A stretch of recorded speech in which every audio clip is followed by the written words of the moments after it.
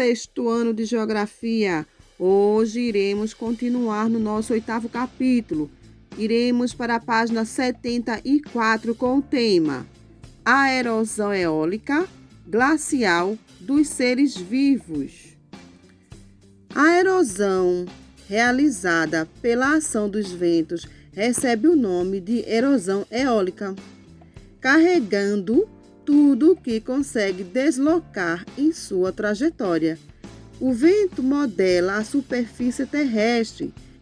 Ela vai deslocando partículas de um determinado lugar e depositando-as em outro, dependendo da maior ou menor resistência de cada estrutura rochosa ou arenosa. Sua ação é mais intensa nas zonas secas, como os desertos e as praias.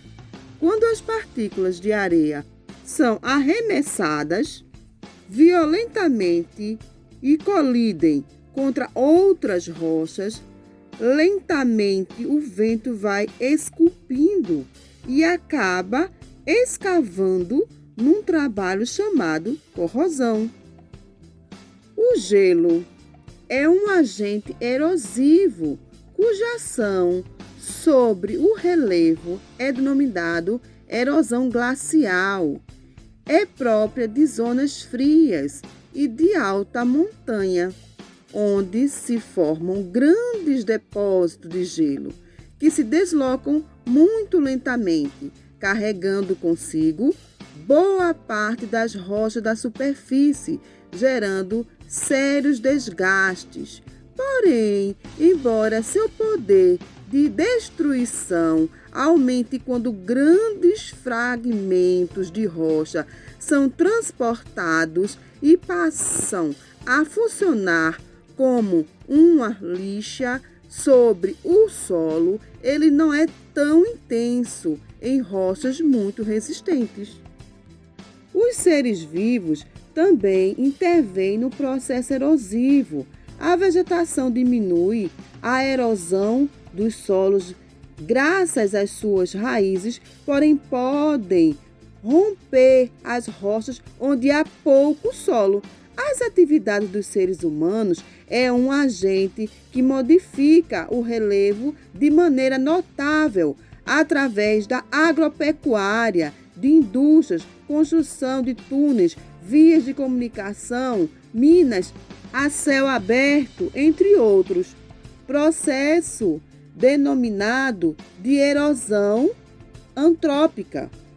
Temos como um exemplo de erosão antrópica a ocupação de áreas estruturalmente inadequadas para habitação, seja pela especulação imobiliária, construção de prédios à beira-mar ou em reservas naturais, seja pela exploração demográfica, construção de casebres em dunas ou mangues. O ser humano desrespeita a natureza e prejudica o meio ambiente. As formas de relevo. Conforme seja a atuação dos agentes internos e externos, o relevo pode apresentar diversas formas.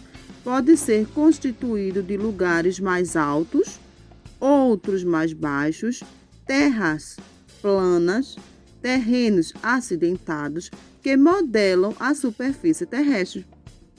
As principais formas de relevo são: plataforma continental.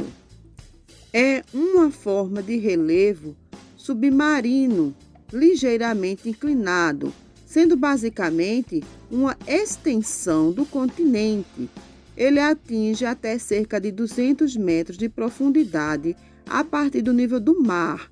É uma área que recebe acúmulos dos sedimentos vindos do continente. Temos também talude.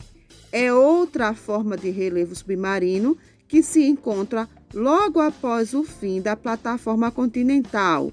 É de origem sedimentar e segue declinando até o fundo do oceano, onde chega a atingir 3.000 a 5.000 metros de profundidade.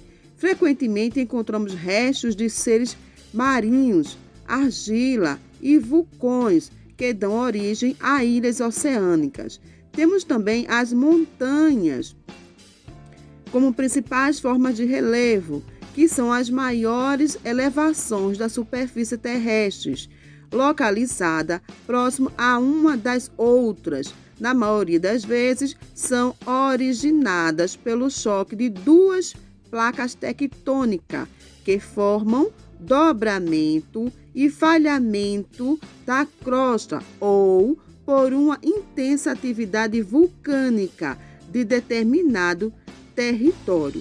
São caracterizadas por encostas e declives acentuados, consequência da sua juventude e do baixo desgaste causado pelos diferentes agentes erosivos. Um grande conjunto de montanhas é denominado cordilheira. As cordilheiras mais conhecidas no mundo são os Andes, na América do Sul, as montanhas rochosas nos Estados Unidos e no Canadá, o Himalaia no continente asiático e os Alpes na Europa.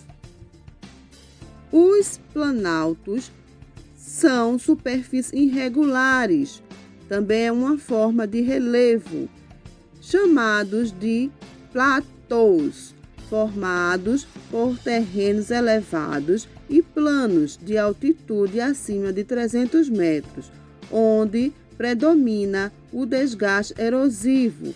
Podem ser classificados de acordo com a sua formação geológica: planalto sedimentar, que é formado por rochas sedimentares; planalto cristalino, formado por rochas cristalinas; e planalto basáltico, que é formado por rochas vulcânicas.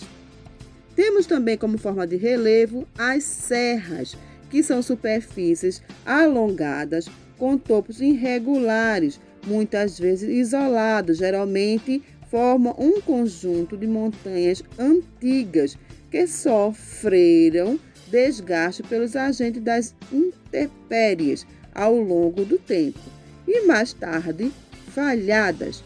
No Brasil, tornou-se comum denominar serras as bordas dos planaltos.